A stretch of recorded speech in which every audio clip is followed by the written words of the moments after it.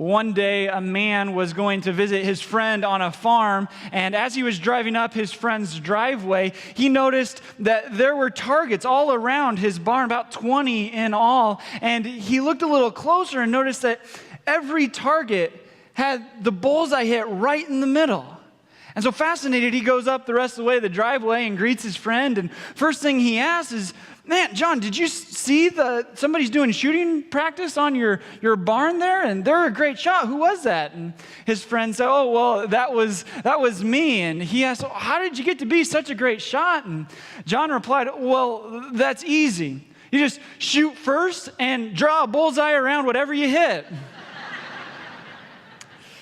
It's easy to make your life look like it's on target when all we do is just shoot first, and wherever we end up, we just draw a target and say, "Oh, well, that's good enough. That'll do." But in reality, if we're honest with ourselves, in our heart of hearts, we know that when we do that, we're settling for less than who we really are and who God made us to be. So how do we go from people who just shoot and draw the bullseye around wherever we end up to people who are truly transformed and the people that God created us to be?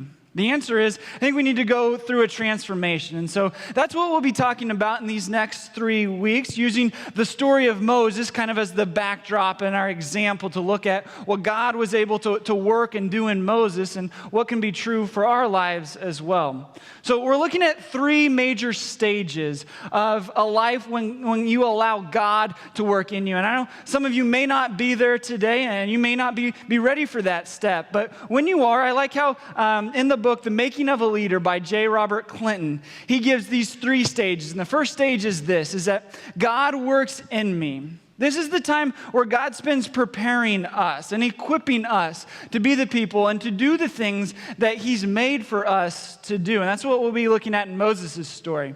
The second one is this, is that God works out of me or through me. This is the most observable time in your life where it can be seen that God's working. For Moses' life, this would be like the 10 Commandments that God gave him, or the parting of the Red Sea, or Moses being the leader who would lead the Israelites out of the slavery and bondage that they were in. And Tim will be talking about this in 2 weeks. The third stage of life is this, is that God works beyond me.